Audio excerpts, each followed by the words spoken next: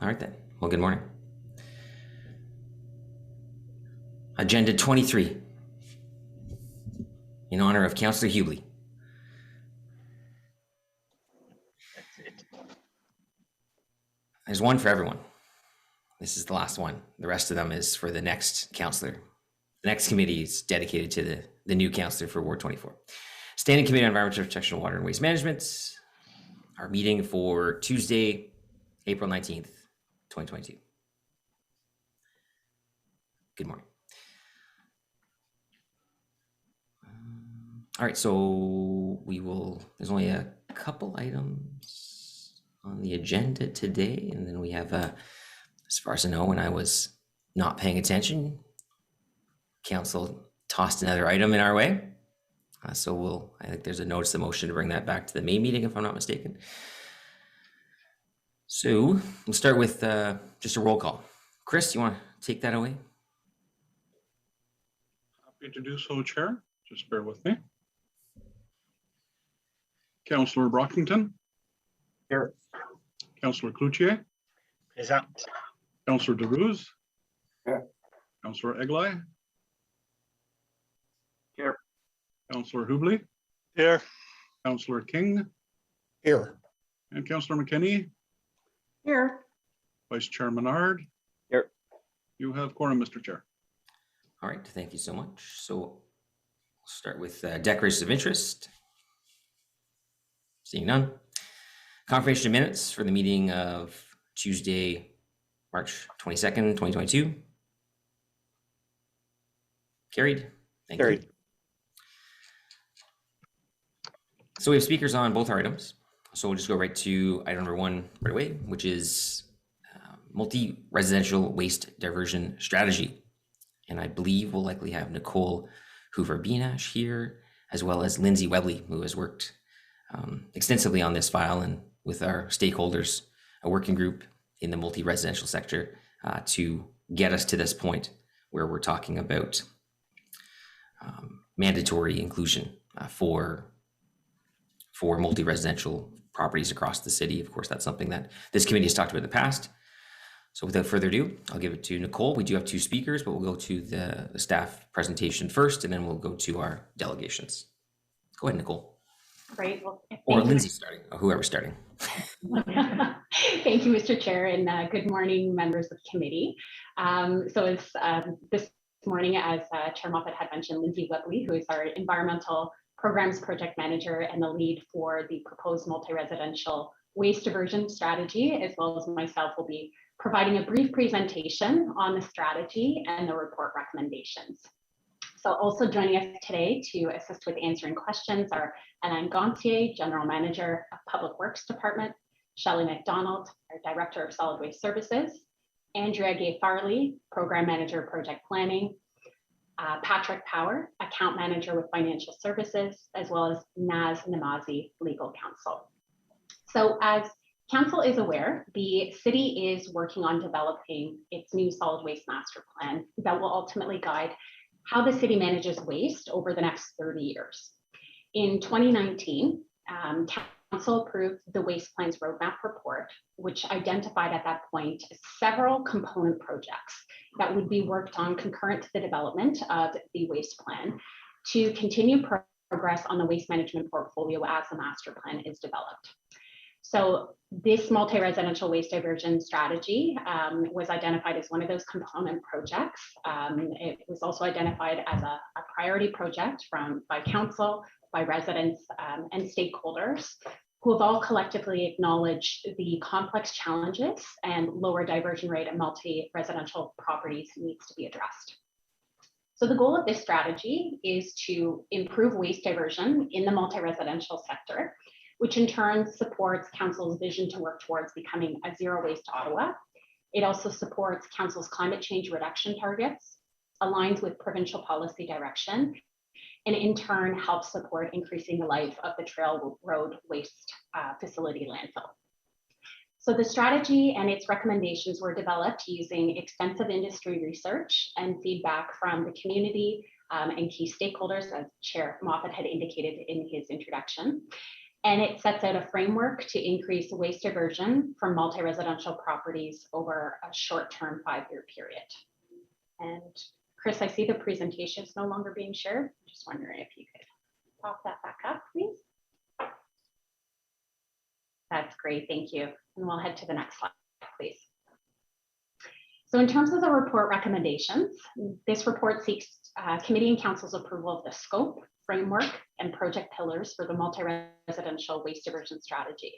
It also recommends council direct staff to finalize the detailed cost analysis and implementation plan for onboarding all multi-residential properties to a mandatory organics diversion program, and to report back to council in the first half of next year, 2023, with a detailed implementation plan as well as a detailed financial analysis to support mandatory rollout following further stakeholder engagement. I'm now going to hand things over to Lindsay, who will provide an overview of the proposed strategy. Next slide, please. Great. Thank you, Nicole, and good morning, Chair and members of committee. Under provincial regulations, multi-residential properties are classified as a part of the industrial, commercial, and institutional sector. This means that the city has no statutory role to play in waste collection and diversion services from them, but Ottawa City Council, like many municipalities in Ontario, has chosen to provide waste collection to multi-residential properties, and in Ottawa, this has been the case since the regionalization of waste collection in 1995. The City of Ottawa provides waste collection to 2,150 multi-residential properties that include a combination of apartment buildings, townhome complexes, row homes, and stacked townhomes with 6 or more residential units that receive waste collection in communal bins. Waste collected under the city's multi-residential collection contract accounts for about 18% of waste collected by the city. While this is a smaller portion of waste compared to curbside households, our collection and waste composition study data indicates there is significant opportunity to improve diversion at multi-residential properties. The graphic on the right-hand side of the screen shows the results of our most recent waste audit study, which found that more than half of what is in the garbage could be diverted through recycling and green bin programs. Based on collected tonnages, our diversion rate at multi-residential properties is 17%, a rate that is 37% lower than curbside households in Ottawa. It is the shared experience across municipalities and industry stakeholders that managing waste at multi-residential properties is more complex than at curbside households. Through market research and extensive public engagement, residents have told us that their biggest barriers to using diversion programs, or to using them more, are access and convenience. For the property management sector that's responsible for the management and delivery of diversion programs to their residents, their biggest challenges have been limited space, smell, pests, and tenants not properly participating in the program. Over the past few years, the city has taken steps to reduce barriers and increase participation in diversion programs, with a recent focus on increasing green bin participation. The city saw an uptick in the number of properties participating in the green bin program, as well as our collected tonnages after the introduction of plastic bag liners in 2019. This policy change directly responded to the top barrier identified by multi-residential residents, convenience, while also addressing the yuck factor, including pests and smell for both property staff and residents. In 2020, changes were made to the collection contract to make green bin collection easier for the property management sector. Between these two initiatives, the number of properties participating in the green bin program increased from 550 to 929 as of December 1st. About 43% of all multi-residential properties and 36% of all multi-residential units are receiving green bin collection. While this has been great progress, more needs to be done to support these properties in achieving provincial and municipal targets. Next slide, please. Thank you. As Council is aware, all levels of government play a role in waste management. Two key pieces of provincial legislation that impact multi-residential waste management include the Waste Diversion Transition Act, which will facilitate the provincial transition of recycling programs to individual producer responsibility, and the Resource Recovery and Circular Economy Act, which enacted the Food and Organic Waste Policy Statement. The food and organic waste policy statement calls for a 50% reduction in recovery of food and organic waste from the multi-residential sector by 2025, with the responsibility of this target resting with property owners. Additionally, the province has stated its intent to phase out food and organic waste from landfill by 2030. At the municipal level, improving waste diversion supports council's strategic priority to reduce waste to landfill and increase diversion. Improving organics diversion will support targets and initiatives set out through Energy Evolution and the Climate Change Master Plan. Recalling that Energy Evolution's target calls for 98% organics diversion from landfill and 100% diversion of paper material. The strategy also considers various city bylaws, policies, and procedures that impact and influence waste diversion at multi-residential properties. Next slide, please.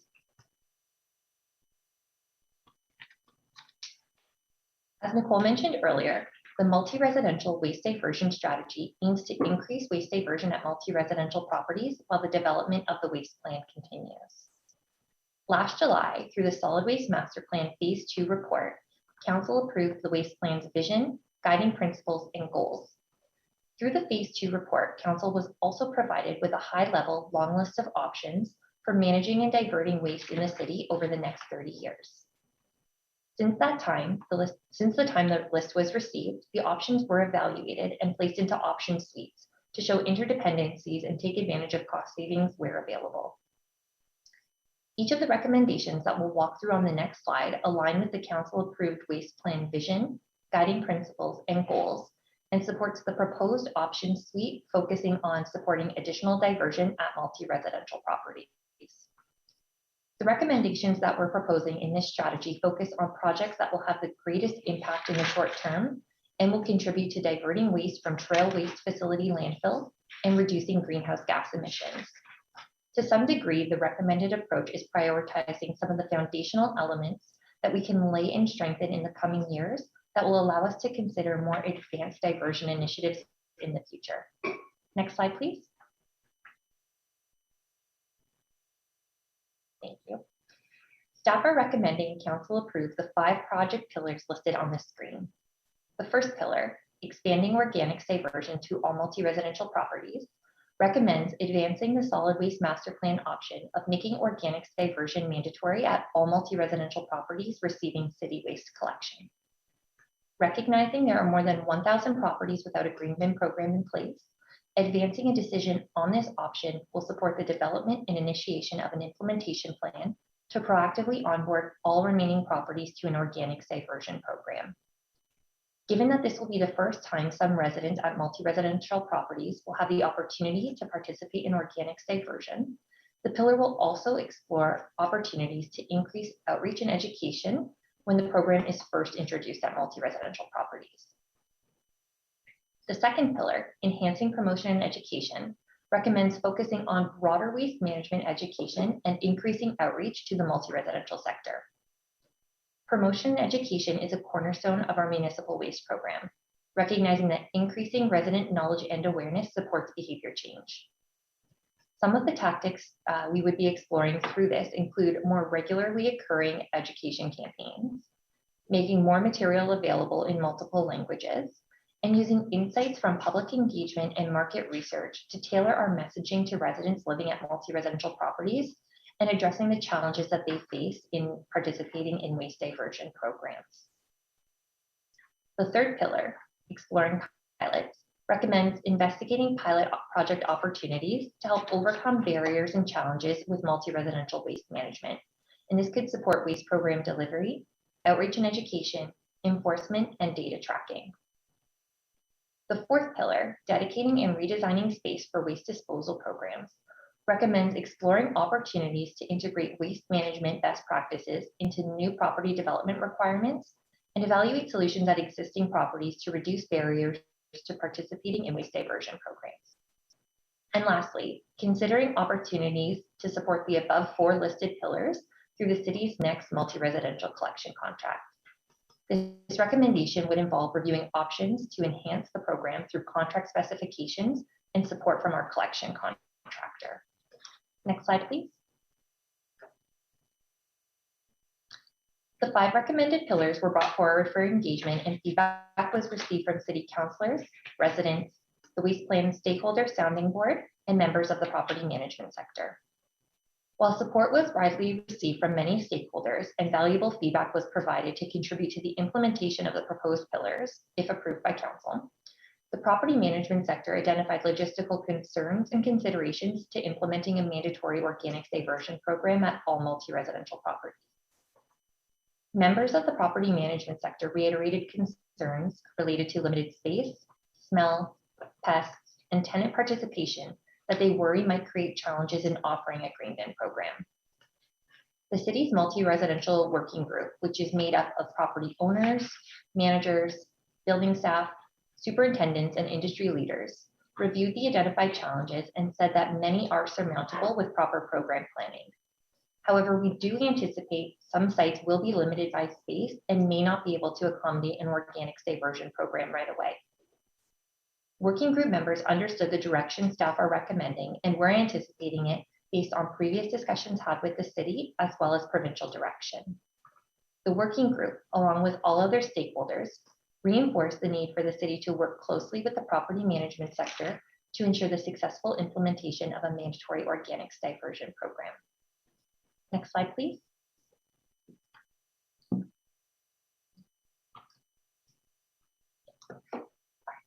Based on feedback from the property management sector and the call for continued collaboration in developing an implementation plan, we are recommending council approve a phased-in approach of the mandatory organics requirement.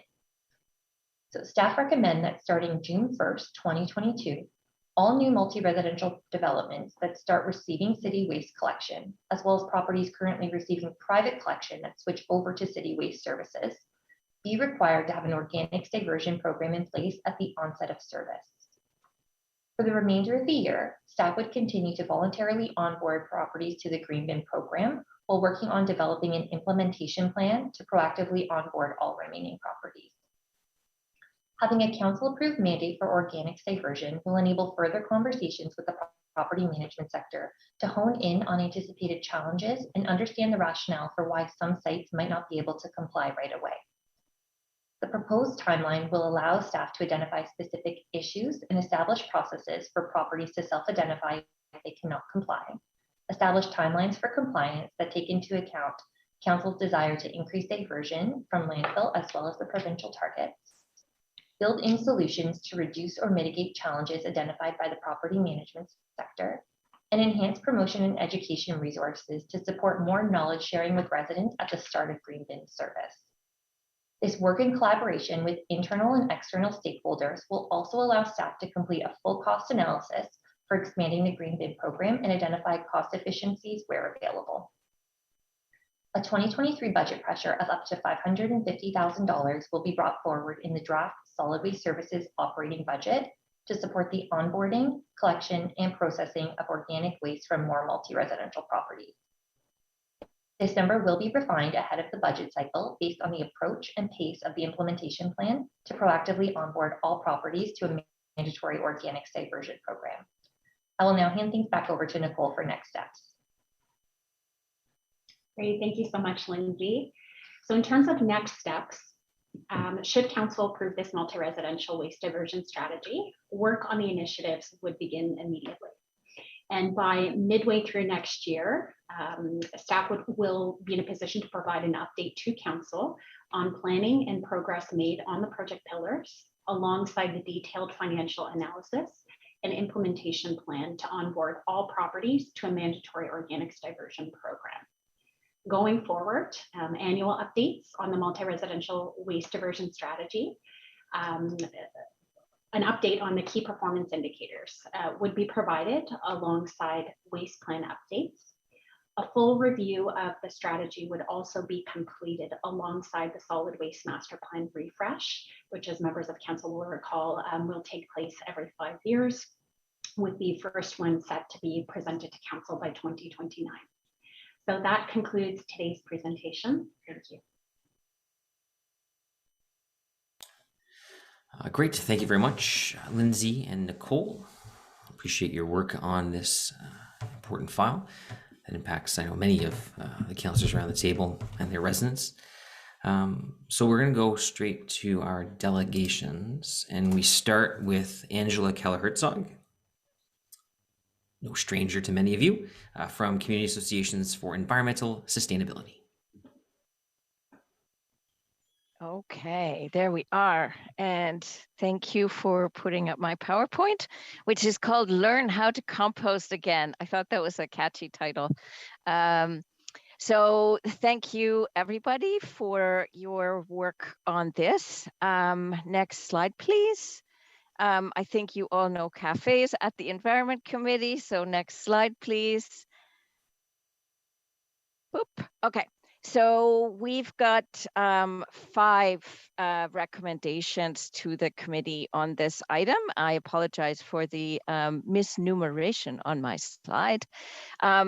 First of all, a big thumbs up. We very much support the proposed move towards the mandatory organics diversion from multi-unit residential buildings. This should not come as a surprise. We would call for a climate lens study for organics waste management options. So looking at the bigger picture of how is the city going to be managing this stream, what are the choices, what are the options? The overall solid waste master plan has repeatedly said that there would be greenhouse gas implication assessments, but we haven't seen any of that study yet. We would also call for the mandatory minimum design standards for new buildings to be established more rigorously. If we're going to have mandatory green bins, then it makes sense to require this in new buildings. We know it's cheaper to design properly rather than retrofit. This is true for energy as well as garbage. Next, we would like there to be a look at long-range ecologically responsible management of organic waste, which brings us back really to the separation of plastic from organic waste and looking at the soil health in our region. And lastly, we would call for a better integration of the food strategy that Ottawa is also talking about, with food waste reduction, community gardening, and community composting. I've got a couple of slides that look at this in a little bit greater depth. Next slide. So on the climate lens, we know that organics diversion is ranked, I think, 3rd most important in terms of our climate actions.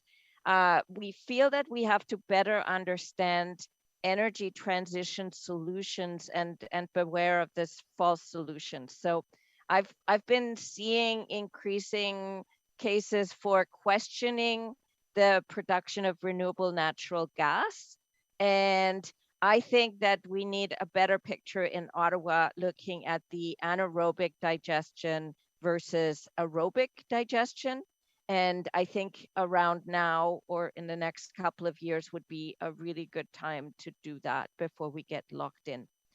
And yeah, next slide, please. Okay, mandatory standards for new buildings. I think some of you have been involved in looking at the high performance development standard. Cafes has taken a very deep look at that, as you know, including the comparison with the Toronto Green Standard.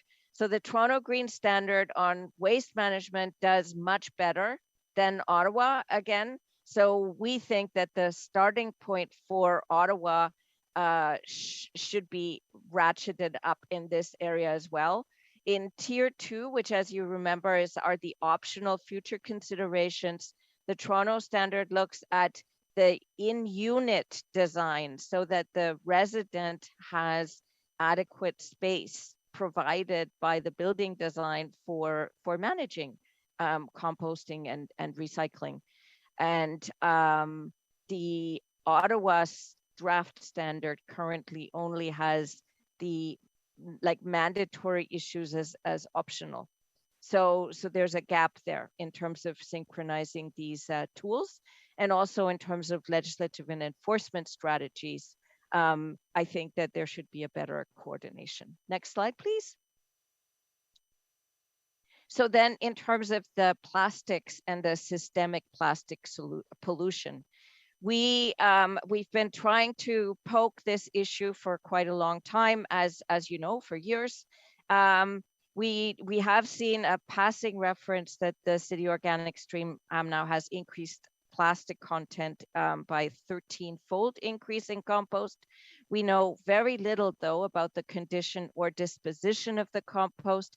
Apparently, this information is proprietary information to the Convertus contract. We only know that it's being used as non-agricultural source material, which implies it shouldn't be returning to our soil.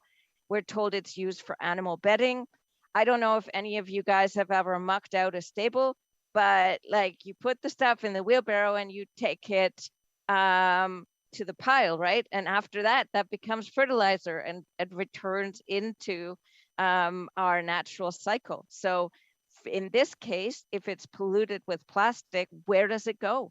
Does it go to another landfill situation that's just not called our trail road landfill, or what's going on? And also there's some flags from cancer research about how plastic accumulates other toxic chemicals. So we need to apply circular economy principles is our advice to food waste and soil production. That's why I'm saying, let's look at this and learn how to compost again. Next slide, please. I think that's the end. Yeah, there we are. Oh, and one picture. Sorry, there was only text and very little pictures in today's presentation so far. All right, thank you, Angela. We'll go to Councillor Brockington, has a question for you.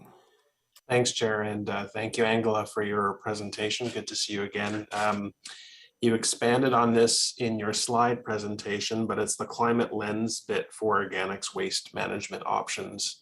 Can you expand on, in layman's language, what you're trying to get at here that you'd like the city to pursue? Yeah, like I think that the overall like team and scheme of the solid waste master plan is great. There's a great amount of resources and professionalism that's gone into it, right? And to deal with this like big beast, we've chopped it into pictures and timeframes. So we're quite clear that we want to get the organics out of Trail Road for space reasons, and we're quite clear we want to get it out of there for methane emissions reasons, right? But that's only step one. So then the question is, where does it go?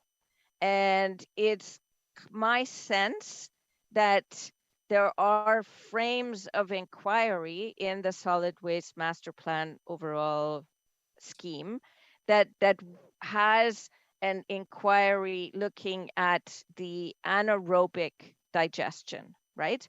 And as soon as you do that and you start asking about a particular technology, you start getting people that are like strong proponents and strong supporters. You start to get industry lobby, and all that starts to have a life of its own. So what I'm saying is that, well, can we take a climate lens at the options for the stream? Can we take a fair comparison of aerobic and anaerobic options?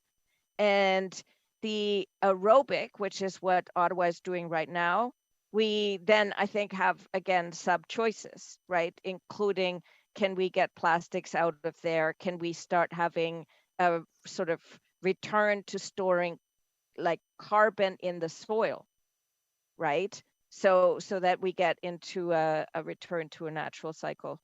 I hope that answers your question. Yeah, for sure. I will follow up with staff to pick their brain on this as well, but I appreciate your presentation today and the suggestions as well for us to follow up on. Thank you. Thanks, Chair. Great, thank you. And if you recall, when we were in the stages that we've talked about the solid waste master plan, there is that triple bottom line component to evaluating our solid waste master plan, looking at all aspects from a environmental, social, and financial perspective, that we're not just isolating one, looking at what's the cheapest, what's the best solution, but also looking at those social and environmental impacts of all the options as well. Councillor Menard. Thank you very much, Chair. Thanks, Angela, for your presentation. Really nice to see you. I was wondering about the information on plastic and the timing for the review of this. As you know, the federal government has been talking a lot about banning some single-use substances, as well as the Convertis contract or Renewy contract ending in 2030. So there's a lot of machinations happening. We've got the long-term plan. So I guess in terms of reviewing the issues around plastic, which I know is a major issue, and how we kind of transition over to the ultimate kind of organics recycling that we want to see. I'm just wondering, what your views are. How do we get to that point? Obviously, we've got a big review going on now, and in the next term of council, we've also pushed some other decisions there into the new term of council. So just interested in your view on where we head, given the success of people using their green bin. Like there's been a lot of uptake of people using the green bin. Pandemic has been a big factor in that. Obviously, having some type of material to put things into the green bin. There's a lot of things that are happening right now. So just really interested in your perspective on how we move forward on that. Okay, so we think that there is like a really big opportunity to look at it systemically now, right? And a lot of times as activists run around saying like, we need systems change, right? So I think that the solid waste master plan analysis, right, is supposed to be for the long term. And we really are looking at a systems review. So if we start talking about what are the outcomes do we want, and I think phase 2 of the exercise has definitely looked at principles and where we want to go. I think that we want to have healthy and carbon storing soil, right? We don't want to have soil and water in our region which is increasingly toxic, and the remediation of which becomes increasingly impossible, right? We don't want to load up our ecology with all these microplastics that start entering into like plants and animals and human bodies. So that's the bigger frame. I think that in terms of time frame, as you pointed out, the Convertis or Renewy contract ends in 2030. And I think it's fair to give warnings to industry on what the intents and what the thinking is, right? And that's one of the reasons why we're having like not an overnight change, but these stages of implementation. So there's issues, for example, of compostable plastics, right? There are standards for that. There are biodegradable plastics that have their own vendors. But then there's systems which are saying, no, this gums up our system. So I know that some cities are starting to ban these compostable plastics. So I think that is a stream of options on sort of the plastics front that needs to be like really seriously looked at when we make choices about what kind of system do we really want. And again, how do we arrive at healthy outcomes? So if the compostable plastics, and there's a lot of people that hate those too, right? But if they need a longer time frame for the digestion process, then maybe we do want to go there, but then understand that the aerobic digestion would require a longer time frame. And that would, again, probably cost money, right? So those are choices, but it would then also have massive public benefit about not having this systematic plastic pollution of our region. I think also like the lack of information about what is happening that I pointed out in my presentation is actually a little bit alarming. Like you can't just say, oh, it's the corporation's responsibility to deal with it in a responsible way, and that's proprietary information. I mean, this is our environment, right? Our bioregion, and we have responsibility for that. Thank you. Thanks, Chair. Thank you. And Councillor Eglai.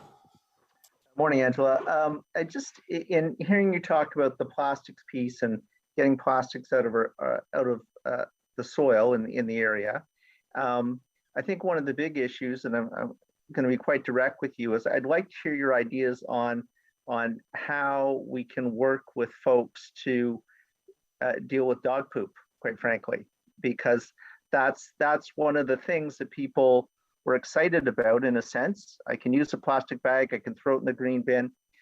We're even encouraging people to get rid of their waste, their dog waste, differently in public parks. We have pilots around that sort of thing. So what's your suggestion for that? Because I know people from talking to residents, they're not going to take it home and put it in the toilet. They're not going to do that. They maybe should, but they're not going to. So I'd just like to hear, it's a very practical problem. It's a question we often get asked as counselors. If you're going to get rid of the plastics, if you're going to do that, then what do we do with our dog poop? So I'd just be curious as to where your group is on that, what suggestions they might have for the city to explore. Okay, so I should tell you that cafes as a network, we have not done a consultation with dog owners. But I'm quite aware of the issue, and from past conversations and face-offs between at the community association level in my neighborhood between dog owners and not dog owners, it's definitely an issue that must be dealt with, right? Having these overflowing public garbage cans with like flies, it's pretty gross. So I think that for a lot of the other green bin stuff, we can talk about like some kind of like waxed paper or newspaper solutions, and not going straight to plastic. But I think that dog poop is, when you put your finger on it, like it does seem like having some kind of I want to do that. Don't want to put my finger on it, but yeah. Yeah, so that's what, like, it does bring us back to the compostable plastic and biodegradable plastics, right? Should we be having the city have those bag dispensers that you see in other municipalities and regions where, you go to a green space, you go to a park, there's a dispenser, and should that be a compostable bag that the poop goes into, it's clean, and then it fully biodegrades? And that's, I mean, one of the drivers, I think, that should be inspiring us to take a really hard look at the standards that exist for these compostable but degradable plastics, and really, really push to see if there's options to work with that. Thanks for that. And I think you hit the nail on the head. I mean, one of the issues is we don't really know what the appropriate compostable plastic is, right? There is an issue with what the standards are and what it is. But thank you for that. And I have seen that model in other cities where there are dispensers in parks and other green space. So thank you for that. Yeah, and again, I think that one of the insights that cafes has gotten from our work over the past few years is many of these problems, we're not like the first city to encounter them, right? So let's continue to look sideways to find out, like, what is Toronto doing? What are other large cities in North America doing about managing this? What are the technologies? Because this compostable plastic gumming up the works issue is a technology issue. All right. Thank you, Councillor Aguilar. Thank you, Angela. Appreciate your time here this morning. We'll see you in a bit. Our next speaker is Duncan Burry with Waste Watch Ottawa. Again, no stranger to our committee. Good morning. Thank you, Chair, and thank you, Committee. So just to be very clear, Waste Watch Ottawa urges you to approve the scope and the framework and the project pillars for the multi-residential strategy and on side with cafes all in on the 5 recommendations. So the pillar clearly outlines, I think, workable and appropriate steps to address the whole challenge of waste diversion in multi-residential buildings.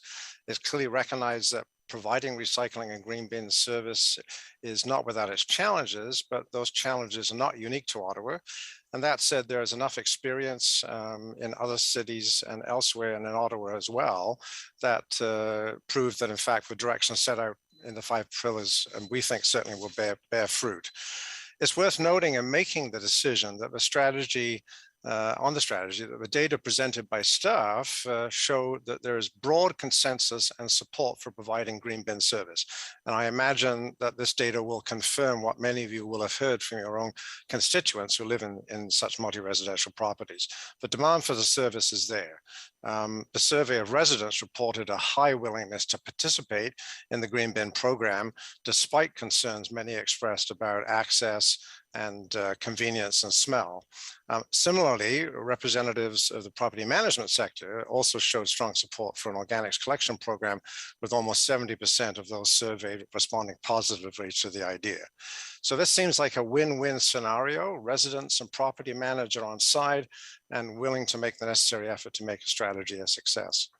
There are already examples of buildings where green bin collection is operating and successful. The Ottawa Citizen last week reported on Akora Village near the Bayview Shopping Centre, where soon all of the 10 apartment buildings in the complex will have green bin service. You do not need to reinvent the wheel here. The need to follow proven practices. It is understood that green bin service may need to be tailor-made for some buildings where there are building design challenges. Sadly, a lot of older buildings, weren't actually really very well designed for handling regular garbage, let alone recycling and composting. So I think that needs to be clearly admitted. However, examples such as Akora show that with concerted effort by tenants, condominium building owners, and property managers, and with support from city staff, that you can make a program rollout a success. So Waste Watch Ottawa supports making organics collection in multi-residential buildings mandatory as a condition of receiving city garbage collection. The city thus has a means to increase diversion, which is not available to those municipalities who don't provide the service. So the fact that the city's provided this service since 1995 is an asset and a platform to build on. There needs to be significant increase in spending on promotion and education. Again, something recognized in the staff report, not only for multi-residential buildings, but across the board for recycling and waste diversion. It's a long-standing scandal, I think, and Waste Watch Ottawa and others think as well, that the city only spends, according to the city numbers, 48 cents per household per year on promotion and education for all of the recycling and composting, whereas the municipalities surveyed as part of this review for multi-residential was spending 4 to over 10 times what we were spending, $2.28 to $6.50 are the numbers that are quoted in the staff report. Pilot programs have their place, but in this case, it's more a matter of selectively applying on a site-by-site basis to proven best practices. One such best practice that should be promoted and adopted is converting garbage chutes to organic chutes. And this is one of the options identified in the plan as option 2C4. With such conversion, residents bring their recyclables and their waste to the garbage room. The simple idea of changing the use of the chutes enhances access and convenience and helps address the concerns that might be about a messy organic bin in your kitchen. There's a very excellent short video on the Toronto Environmental Alliance website on the Mayfair on the Green condominium in Scarborough, where they made this change many years ago. It's a huge success, and they found their waste diversion rates skyrocketed as a result of this, and some other things they did in the building. So there's enough experience to show that this works. Clearly, work needs to be done to improve building design, and we just talked about that a little bit as well earlier in the presentation, and to more easily accommodate the organics program. Enhancing waste management design requirements in new buildings of all sizes and new and old is essential, and clearly thought needs to be given on how you can improve the physical configuration of premises for waste collection in older buildings. And again, just to acknowledge that there are challenges in that regard. So in conclusion, adopting the 5 pillars recommended and making them happen is an easy win on the war on waste and climate change, remembering that one of the big reasons we want to do this, of course, is not only to preserve the life expectancy of a trail road and extend it as much as we can, but clearly to address, the climate change greenhouse gas challenges. And as stated earlier, despite the recognized challenges, the provision of green bin service to multi-residential sector will be popular. The sooner the elements of the proposed strategy are rolled out, the better. So let's get on with it. Good idea. Thanks for the opportunity to speak. Thank you, Mr. Burry. Don't at the moment see any questions for you. So appreciate your time today and your work, of course, the work of your group through the development of the waste master plan over the last few years. Okay, thank you very much. Thank you. So we'll move now to questions from members of committee and council to staff, starting with Councillor Brockington. Thank you, Chair. I don't have a lot to say. I have been a strong advocate for this for years. We've all talked about the need for multi-res buildings to get with the program and start using organics collection, and the amount of waste going into landfill is highly unacceptable. So very pleased with staff's very deliberate and phased approach to this. And certainly will be supporting the recommendations and appreciate the delegations both in writing and through delegations today who are supportive. My question to staff is similar to what I asked during my briefing, and that is the second recommendation talks about reporting back to council in the first half of 2023. And I'd like staff an opportunity to discuss why they need so much time to come back to council. I think it's well known what some of the challenges are, what we need to do to get to sort of more or less full participation. Can staff report back earlier? And if not, why do you need the amount of time that you're asking for? Thank you. Through you, Chair. Thank you, Councillor. So we are recommending the phased-in approach. So starting June 1st, that will allow all new developments to have mandatory organics as of day 1. And how we're proposing to develop the implementation plan is in collaboration with the property management sector. We did receive good feedback through our multi-residential working group, as well as the survey that we had put out, that gave us a high-level overview of some of the challenges that they do anticipate facing if a mandatory organics program is put in place. So by having a council-approved policy decision on mandatory organics, it will allow us to dive deeper with the property management sector over the next couple of months and really understand some of the challenges that that property management staff anticipate if this is a requirement for them. So having this additional time will allow us to work through those processes, establish processes in place and put them in place so that we can roll it out successfully, and also have conversations with our internal staff stakeholders to make sure that we're prepared internally with the number of bins needed, as well as the staff to support the increased promotion and education, and then with our collection contractor as well. And if I can, Mr. Chair, just to add to Lindsay's point there, just keeping in mind as well that we will continue voluntary rollout for the lead up until bringing back the implementation plan for council's consideration next year. We have budgeted to support, or we have a budget to support additional properties being onboarded this year. And we have about 40 properties as it exists today that are interested in continuing momentum and onboarding a program at some point this year.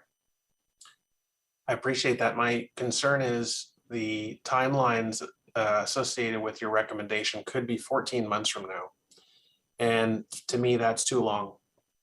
And I'm not proposing an amendment today. I want to talk this out through a bit further. If you have, pardon the word, legitimate concerns, but if there are some real reasons why you need that much time to finalize the report, then I'm pretty reasonable and I'll live with that. But I want to get this going sooner, and if there's an opportunity to report back no later than Q1 of 2023, I think the committee and or council, when this comes to council, should consider that. So if staff and I need to talk further, but I just don't want to wait up to 14 months to get a final report when you've been doing such great work for years. I think you know already sort of the main issues that your report is going to include.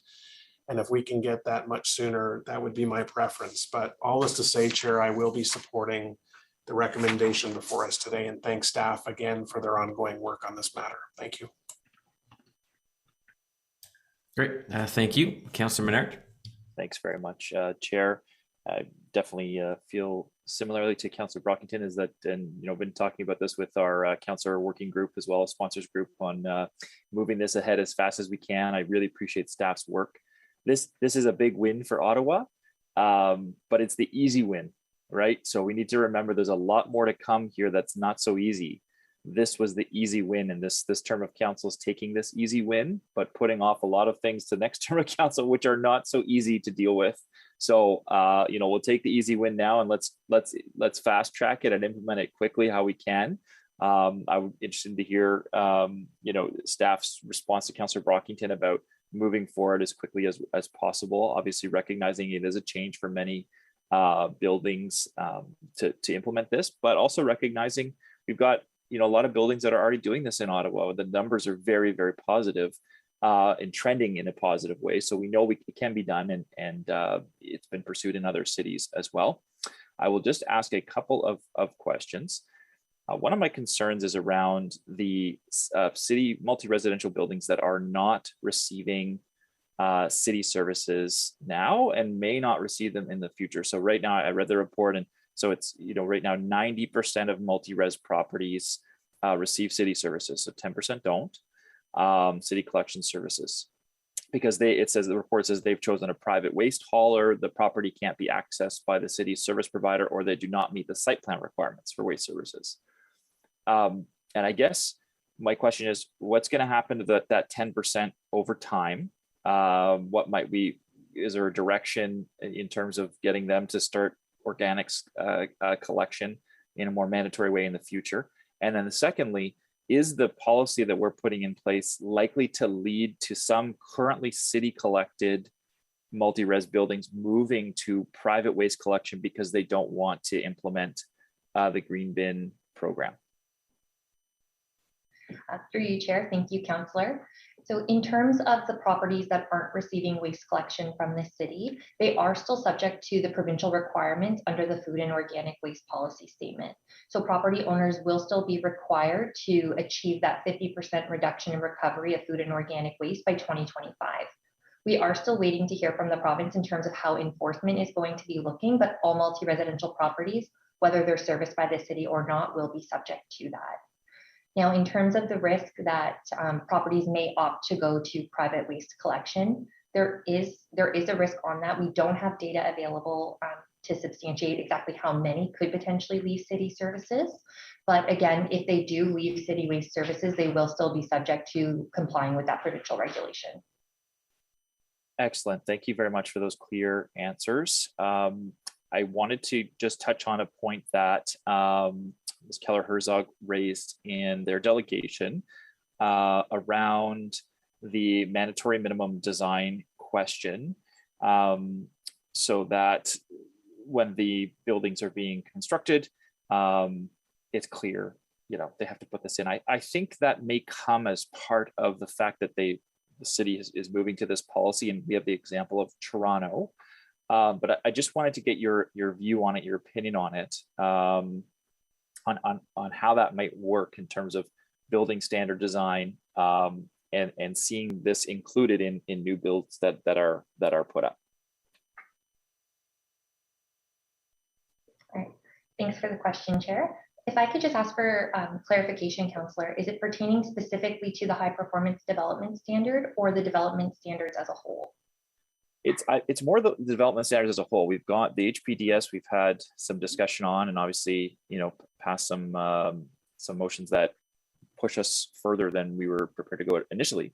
Mm-hmm. But I just, it's not so so much the mechanism as what's actually going to happen. If a new build is being put up, there's a concern, I think, by Ms. Keller-Herzog that the designs won't be there for people both in their unit and to dispose of organic waste writ large within the building.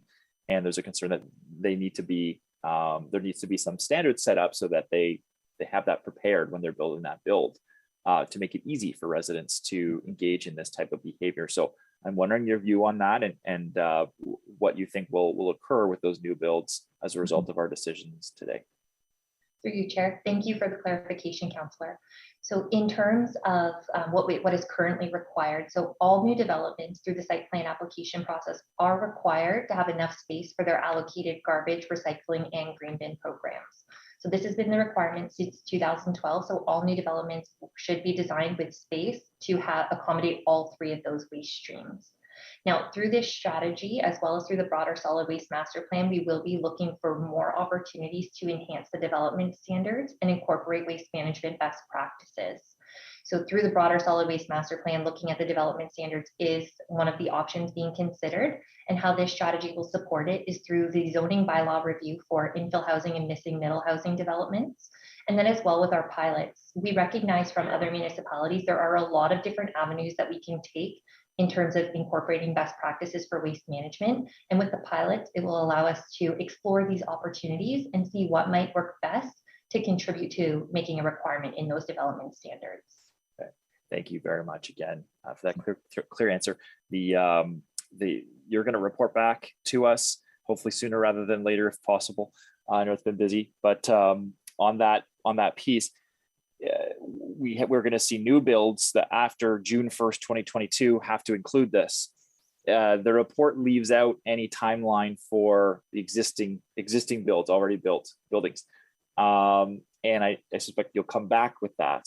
But do you have a best kind of guess or best, some thinking around this now in terms of timeline of what you might be looking at in terms of that phase-in approach for people allowing condo developments or large-scale building owners, individual owners of units to convert to this? Is it like, are we looking at 2024 potentially? Can you say at this point, or? Thank you, Mr. Chair, and thank you for the question, Councillor. So I think it's a little bit too premature for us to be able to comment on the exact timeline, given the work that needs to happen with our discussions with key stakeholders over the next few months.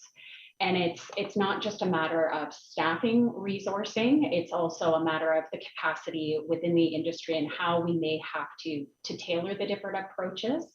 And the approach that we take. As an example, we determined that we're onboarding higher density properties with more units that may allow us to achieve those dates at a much quicker pace. But I think it's a little bit too premature for me to be able to comment on that. We want to make sure that we're coming back with that fulsome information and that a date that we think is realistic when we report back to council.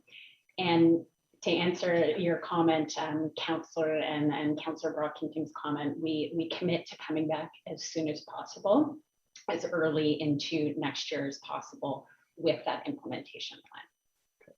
Okay. Thank you very much again for all of your work in getting to this place. Appreciate it. Great, thank you. And now Councillor McKenney.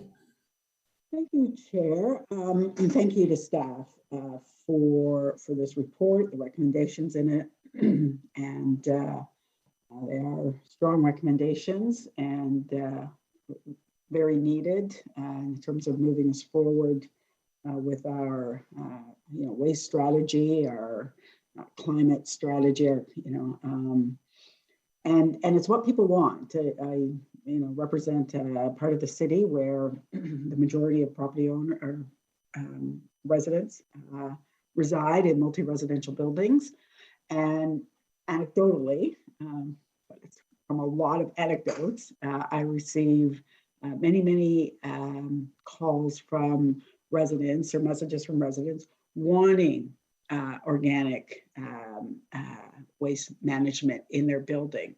And I don't know that I have ever received a complaint about organics in multi-residential buildings. So it is, it is something that people want, and I do believe that it'll be something that people take advantage of. Obviously, I do agree that we do need more money to promote, educate people on the how to use organics, what it means for them, what it means for the broader community, for our climate. I just have two quick questions, and I think Councillor Menard asked this last one, and then he said you gave a clear answer. You may very well have, but I'm just a little unclear still as to the requirement for in-unit design and building design for waste storage. If I'm looking at the Ontario Building Code and the piece that in the report on the Ontario Building Code, where you indicate that the province has indicated that they are looking at reviewing the building code. So right now it's only optional in the building code. So what does that mean vis-a-vis site plan and building standards? Like, what needs to come into play so that all new builds moving forward, reconstruction and new construction, have got in-unit design, and building design to accommodate organic processing? And what can we do vis-a-vis, say, the province with building code? Through you, Chair. Thank you for the question, Councillor. So in terms of, you are correct that with the Ontario Building Code, there continues to be that advocacy from municipalities about making more stringent requirements when it comes to waste diversion programs. Now, at the municipal level, we do have the ability to include requirements through our site plan review process, which we do for those the allocation of garbage, recycling, and green bins. So these properties need to be developed with enough space for the communal bins to accommodate waste from all of their tenants for each of those waste streams. In terms of the in-unit storage, we do have that as a tier 2 requirement in the high performance development standard. So that is there. And as we continue to move forward, both with this strategy as well as the broader solid waste master plan, we will be exploring the opportunity to further integrate that into our site plan application process. Okay, that is very, very clear. Sorry, Nicole, did you want to add something? Mr. Willis is also on the call today too, and I'm not sure if he had anything else he wanted to add to that as well. Chair, I think Lindsay did an excellent job explaining the relationship with the high performance development standards. Like many municipalities, we are eagerly awaiting an update to the building code, and anything we can do as a municipality to support that through AMO and the Big City Mayors Group as others. I think we all understand the importance of that. So I think the team has done an excellent job in framing this. We also are in the process of updating our various urban design standards for low, mid, and high rise buildings over time, and we'll get that in a future update as well. So one last question. What changes today, or after council approves this going forward, what changes for an average resident in a multi-residential building when they write or call and say, I want organics, diversion to be introduced into my building? What does this change for an average resident who's in an existing building? Through you, Chair. Thank you, Councillor.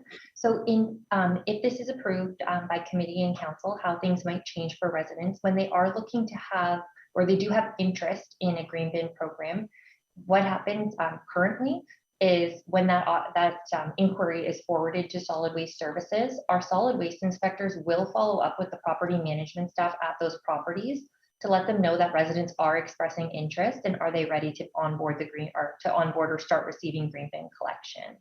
We will continue to be working with property owners and managers for the onboarding and the order of onboarding, just to follow in line with the with the provincial regulations that put the responsibility on the property owners. So we will be able to let residents know that the program is coming. And as we develop that implementation plan, we'll be able to give them a firm date as to when we anticipate all properties will have access. Okay. Thank you. Thanks to staff, and thank you, Chair. Thank you, Councillor King. Thank you, Chair, and I'll be brief. I just really wanted to thank staff for the tremendous amount of work that they've undertaken with this report. I know that we had multiple meetings between myself, my office, and staff, and they have been fruitful. And it's very important, obviously, that we look at ways of really seriously reducing food waste reduction and reaching recovery targets for multi-residential properties within the city. And I think that this report and this approach, the strategy moves in that direction. So I really do want to thank you. I'll be supporting the report. And I also want to thank you because the concerns I've heard multiple concerns. So I've heard from residents in multi-dwelling units who want these types of programs. But of course, we've also heard from people who are concerned about the mechanisms for collection. And I know in the conversations that we're having, I know that city staff is taking a serious approach with working with property owners and managers to look at the potential of changing, retrofitting properties to be able to undertake this task. And I think that's important as well to acknowledge because there are some concerns from residents on what this will look like. But I believe we're moving in the right direction. We've heard examples today about retrofits in other municipalities that can be undertaken in buildings so that we can accommodate the collection of organic waste and really see the application of the green bin to multi-dwelling units. So I really thank staff for that work and also for looking and working with property owners and managers to really address these challenges. Thank you, Chair. Great.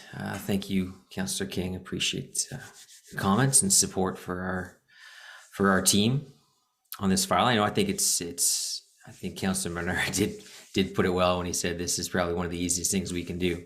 It is. We're talking about building owners. We're not talking about making anything mandatory or difficult for our constituents at the curbside.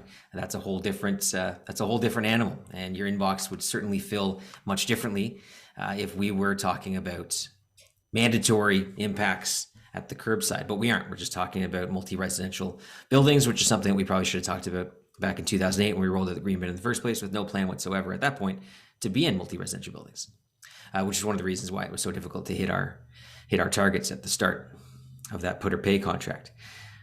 But I appreciate that staff are going to come back to us. Obviously, there's the mandatory piece on the new buildings by June. That's right around the corner. And the retrofit stuff is a little bit more difficult. I know in some of the meetings that I've had, I remember sitting in one of the stakeholder group meetings at Trail and hearing building owners talk about the challenges and also the willingness of building owners to work together to talk about what they've done and how they've managed to make it work. And I know OCH is a big property owner in the city of Ottawa and has done a lot to be a leader on this front as well. So I think there's a lot of uptake. There will be a lot more uptake, but I think staff are also going to keep on working to make sure that keeps happening. But remember that if we moved up the date for mandatory and all this stuff, it's us that has to enforce it. We know that these building owners want to work with the city to do this and to get this done. But if they don't, then it's also the city that has to go in and enforce it on those building owners, which reminds me of Bob Manette's favorite phrase all the time, which was educate, don't legislate. Well, we're doing a little bit of both here, I think. So it's trying to thread that needle and get the right approach, because we know the residents in these buildings want the opportunity.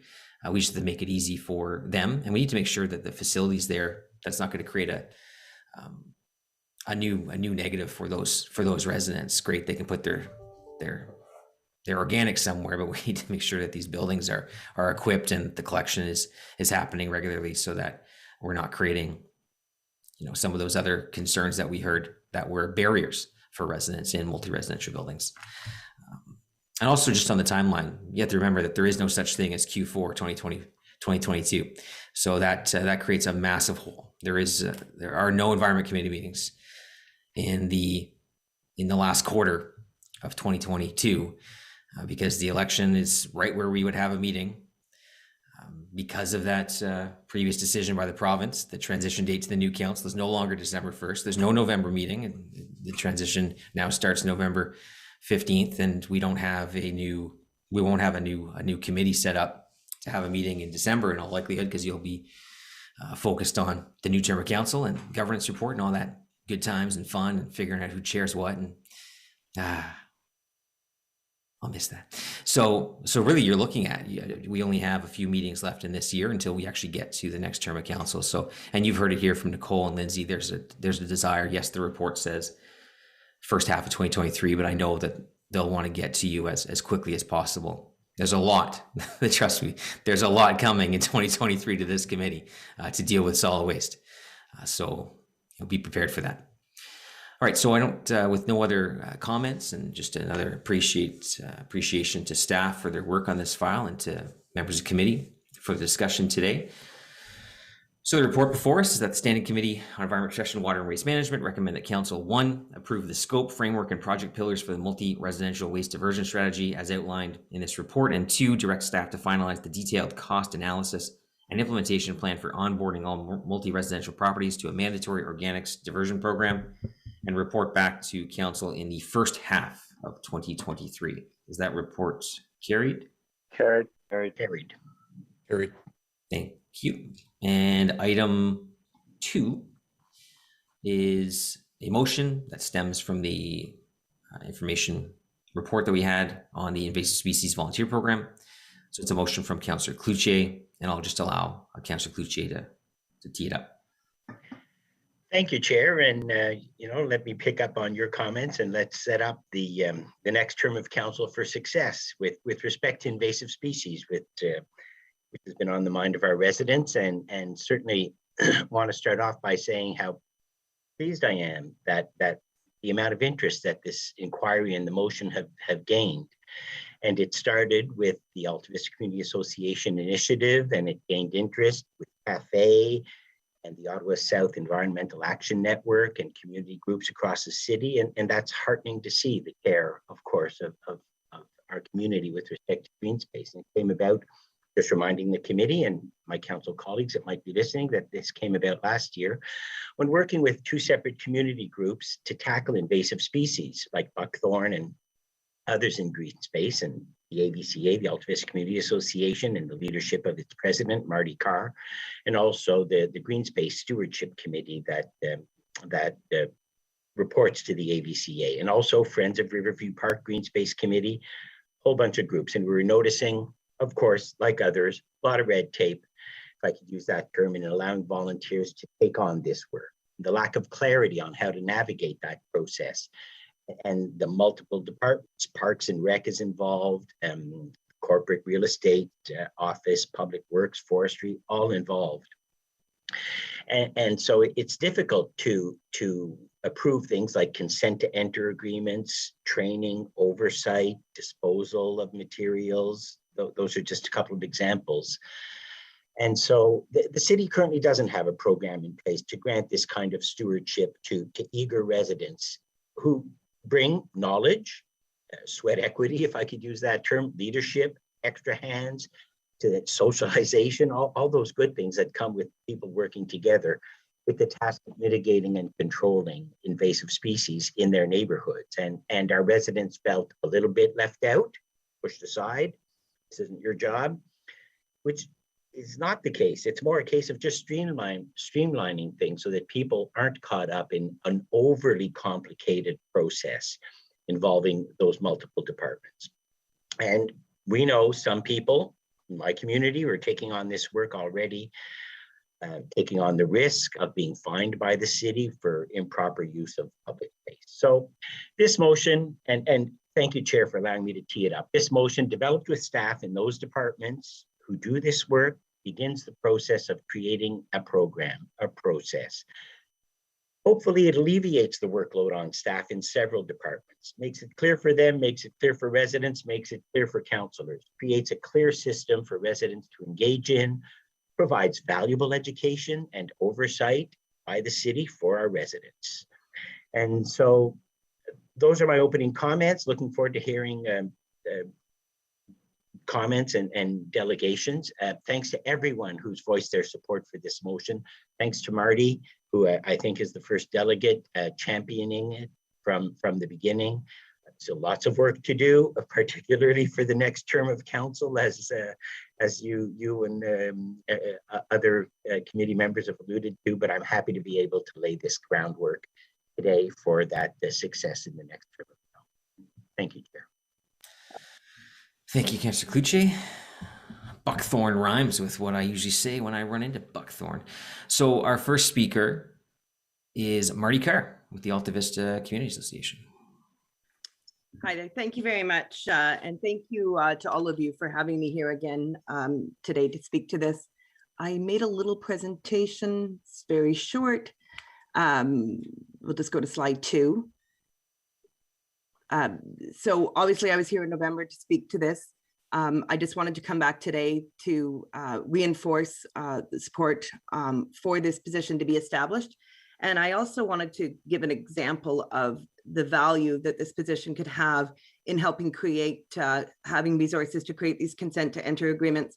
I understand, hopefully correctly, that the City of Ottawa staff no longer have time to cobble these together between the various departments. And there's been a lot of requests for these to be developed in the past few months. We did get one in Alta Vista. And I just wanted to talk a little bit about the work that we've done and show you the value of what can be harnessed in a community when these sort of initiatives are developed. So if we just flip to slide 2 or slide 3, just the context. I think we're all aware of the dangers that invasive species pose to biodiversity and ecology. There's been a lot of neglect in our parks and green spaces and throughout Ottawa over the years, and in many cases, the parks and green spaces are completely overrun with different invasive species. In Alta Vista, we really deal a lot with garlic mustard, dog strangling vine, and the 2 types of buckthorn. Other communities are dealing more with Japanese knotwood. For us, we see these ones as the biggest threat. You can really see the damage that's done. In Alta Vista, we have 37 parks and green spaces. That's the ward. In the catchment area for the Alta Vista Community Association, there's 22 of the 37 are within our area. We've got a lot of green space. And, you look at something like dog strangling vine, which is a big threat to the monarch butterfly. It mistakes the dog strangling vine for milkweed and lays eggs on the vine. And, it's really contributing to the extinction of that in our parks and green space. So we know how dangerous these things can be. But what's really important is that there's lots of volunteers that want to help and want to support these efforts. We are well aware that the city doesn't have the resources to do this, and lots of people on hand and willing. And if the city was able to do call outs for these type of things, like they do for cleaning the Capitol or for getting us to wrap the trees in burlap to get rid of the spongy moth, I think you'd even see a lot more. And so I'll just go to what's sort of share our experience since we got our consent to enter agreement. Just on the next slide, please, Christopher. And just so we learned last year the potential to obtain a consent to enter agreement after about 2 years of discussing with staff on how we were going to get a handle on the invasive species and start to work. So after it presented in November, we went to the corporate real estate office on December 7th, advising that we would like an agreement by April 1st. By the day before, it was received and signed by all parties. During that time, in the last few months, we had been really busy communicating in our local paper, on our Facebook, through our distribution list, seeking volunteers, working with different organizations across Ottawa, whether it was ocean or cafes, organizing webinars, training, looking at what the resources were out there. And all of the outreach that we've done, we've connected with a lot of community groups, and we have so far 47 volunteers who are signed up to begin working in work bees as of next week, as of April 26th. And those are going to be happening twice a week in 2 locations in Alta Vista. And such tremendous enthusiasm, lots of people signed up.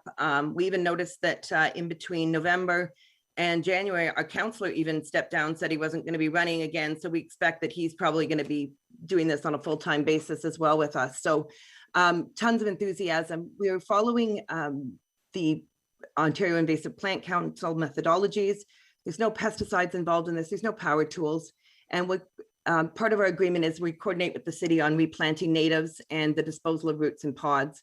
And we've done a lot of work on purchasing native seeds and bare root saplings. So we'll just go to the next slide, which I won't get into detail with, but this is just sort of an example of the work plan that we've developed following the best practices, how we're going to be managing this with the 47 people working twice a week from April to August, and being able to clear these spots and replanting. And we're really only focused at this time on the 2 invasives. We're focused on dog strangling vine and garlic mustard. This isn't even touching the buckthorn or anything that would require machines or anything else. And it's only touching 2 of our 22 parks in our catchment areas. So won't get into detail on this, but this is just to highlight, that we're doing this in the correct fashion. And then just on the next slide, just some closing remarks. Really support the creation of 1FT. When we found out that there's no longer these consent to enter agreements being offered, just because it's overloaded the staff and corporate real estate and parks and other places. I think you can see the enormous benefit when we're able to cobble together 47 volunteers to work on this issue within one small community. I think that when you're establishing the position, it will be really important for that person to look at the efforts that are already underway with groups all across Ottawa, cafes, Ocean, some of the community associations. We've all been meeting and discussing this fairly regularly, making sure that we have all those best practices. So we wouldn't want to see the city duplicate some of that, but rather to harness what we've already have underway. And we've got some terrific experts on these. But, I also will acknowledge that this is something that's really, we're a fairly privileged community to have that many volunteers available and ready to work, people that maybe don't have to have a job or are retired. And so we know that this situation is all over the city. So I think the resource will be important as well in aiding those communities that maybe don't have the resources that we do. And just to mention that, very aware that this 1FTE is a very, very small start. The problem is enormous. And, a lot of these invasives really damage the soils. Buckthorn does terrible things and difficult to ever replant in there. So this is a small start, but this is a larger effort. More attention is going to be need to pay to this in the future, but just here to support the creation of the 1FTE in next year's budget. So thank you. Great. Thank you, Marty. Appreciate that. And I'd never heard of a counselor stepping down to manage Buckthorn full time, but it really goes. He was so excited. He was so excited about the whole initiative. You heard his enthusiasm. It's true. Well, it just goes to show the seriousness of the issue and that Councillor Cloutier is willing to do anything for his community. So I would truly admire that. Councillor Cloutier, go ahead. Yes, thank you, Chair. Thank you, Marty. When I moved into the ward in 1985, I planted trees with my predecessor and worked on green space, and I will continue to do so. It's a great ward, and we're lucky to be able to do that. Marty, thanks for coming out today. I know you're very busy, and no questions, but your presentation just highlights the time and the work required to do this. And so thank you, and the AVC and the Green Space Committee and other communities that work hard, the RPCA, Cafe, Ocean, and on all these issues that impact our community. So I'm just to not wrap up, but hopeful my motion gets us closer to where we can be. It's not everything, but it gets us closer. It creates a position to streamline the process, to make it easier for our communities to do this work, an initial step. So certainly look forward to hopefully getting this done. And Marty, I look forward to exchanging with you tonight at the AVCA meeting. Thank you, Chair. Thank you, Councillor, and thank you again, Marty. Appreciate your work. And now Angela Keller-Herzog. Welcome back. Hi again.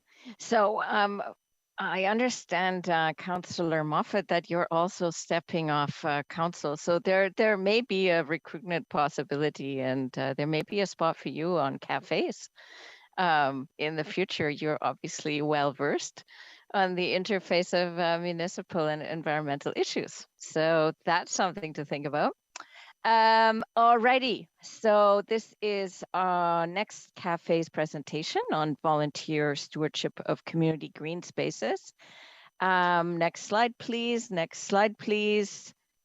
Yeah, so this time we have 7 recommendations.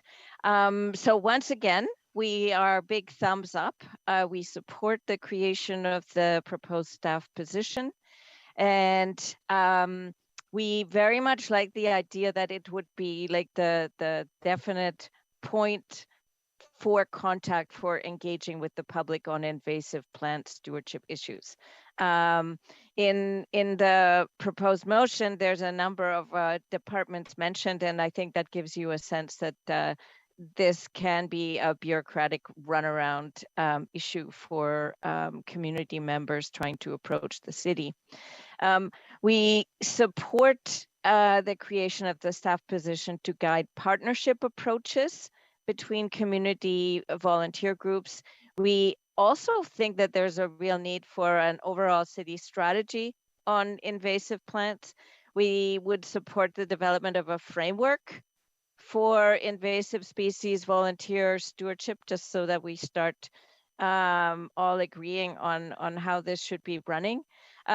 We want to hear a bit more about what you have in mind when you say a program. And I think that Marty was already saying that we're not really looking for duplication in terms of resources and resource people that we have in the community that are in some places stronger in terms of their expertise than what the city has available. So there should be some consultation there. We definitely support the simplification of processes that can take years. And we definitely support sensible and equitable use of insurance modalities. I'll go into a bit more depth on some of them. Next slide, please. So some of the issues are which invasive plant species. So what's invasive, what's not desirable, and that isn't always clear. We recently had quite a lot of debate about native versus non-native planting. That's a related debate.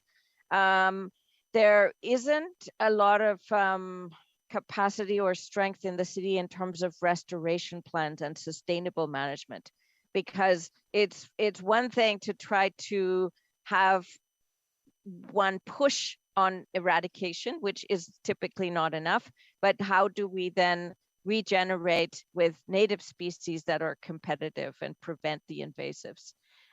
Which land are we talking about? Who owns it? What's the governance? So are we talking about just parks? Are we talking about shores? Are we talking about rights of way? Are we talking about hydro corridors? There's all kinds of different types, and the governance arrangements, I think, really should be talked about, and that those can be longer and difficult conversations. So it's great if we are opening this up. The outcomes, I think, that we're looking for are in the area of public health, livability, and equity. So again, it is a big canvas, actually, that this seemingly a very narrow specific topic leads us to.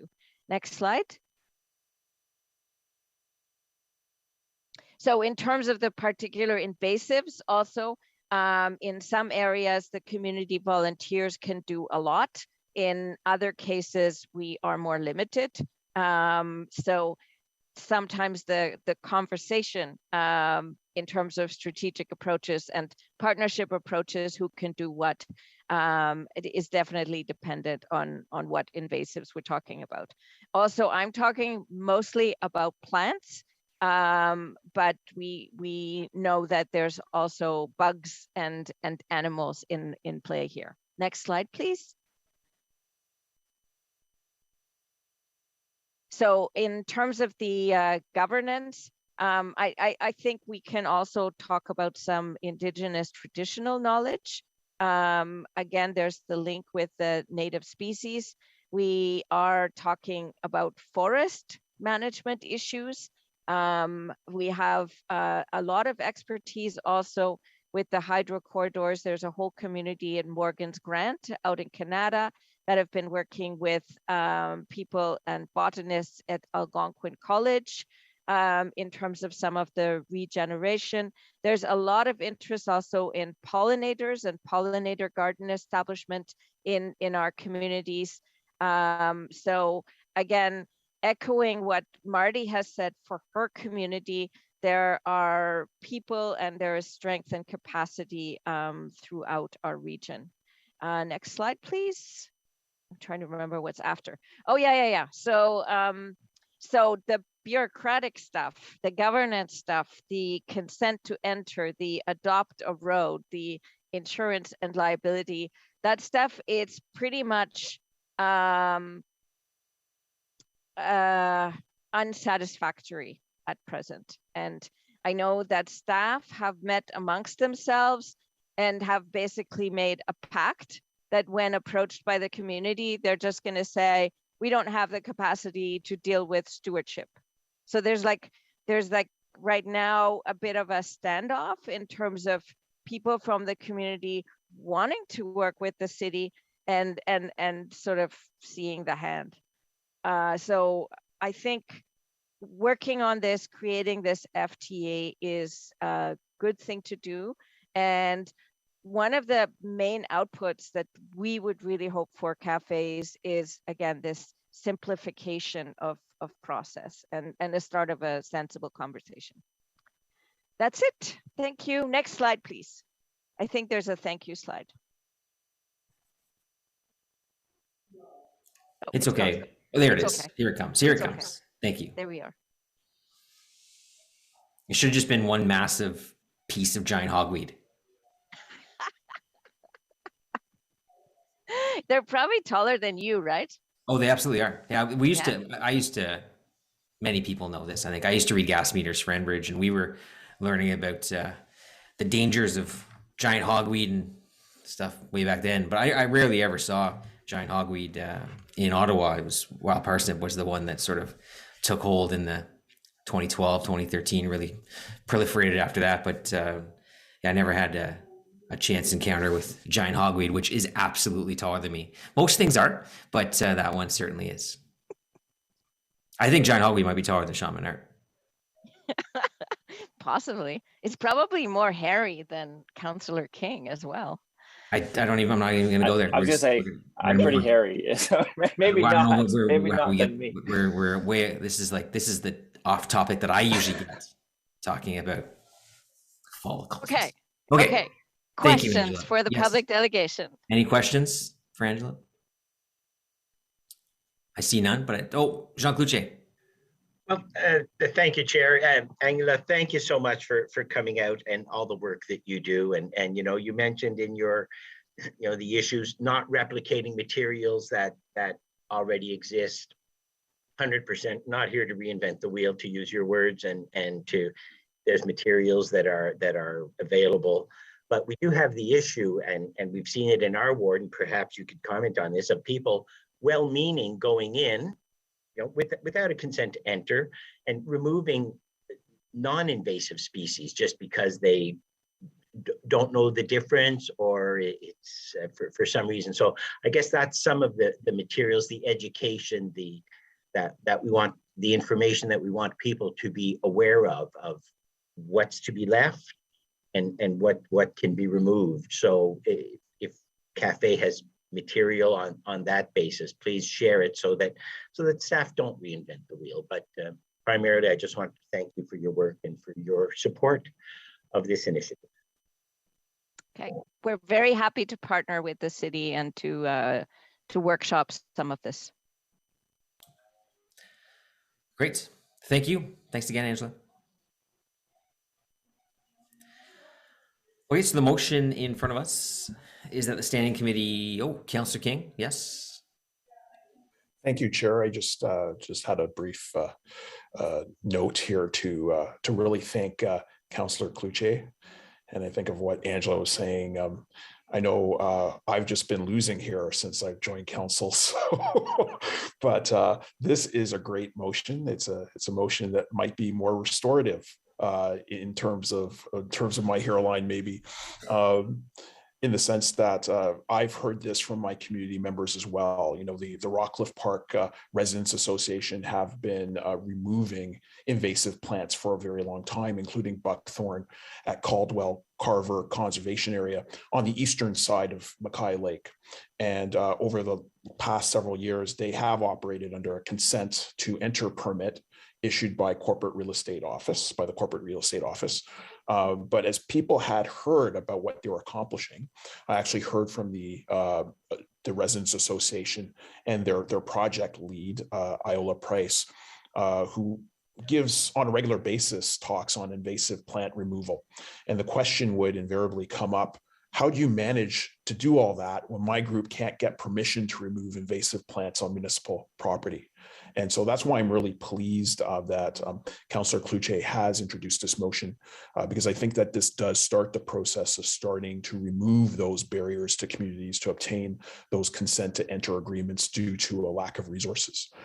We've just heard it very clearly that it's a lot of work that residents are doing on a volunteer basis, and it's good to have a place to start. And I just also wanted to add that I know the members at the Rideau Rockcliffe Residents Association also were interested in ensuring that people have help through that group as well. So I guess it's not just cafes, but also that Residents Association to ensure that there is some help concerning stewardship for other groups that want it, whether that's providing training on identification or techniques of removal. So just wanted to really thank Councillor Cloutier for this effort. It is much appreciated, and there had been much conversation, at least in my community, about really enhancing this type of approach. And I'm really pleased to see this going forward in this term of council. Thank you, Chair. No worries. Thank you. Appreciate those comments. I'm sure Councillor Cloutier appreciates them as well. You know, of the class of 2010, I'm probably the only one with more hair than when I started. I think the rest of them all have varying degrees of hair loss. Keith's acknowledging. I mean, it's either gray or missing for most of them. Now, the bright side is, Ralston, it's up to you. Well, you weren't the class of 2010, Catherine. But Ward 21 has a vacancy. I was around, though. I was around. You were around. It's true. You were at City Hall. So no, Ward 21 has a vacancy, and clearly, if Ward 21 is good we're like the Pierre Amelot International of wards. So, you know, by all means, you could run out here. I'd endorse you, Ralston. And I don't endorse people, so that means a lot. Okay.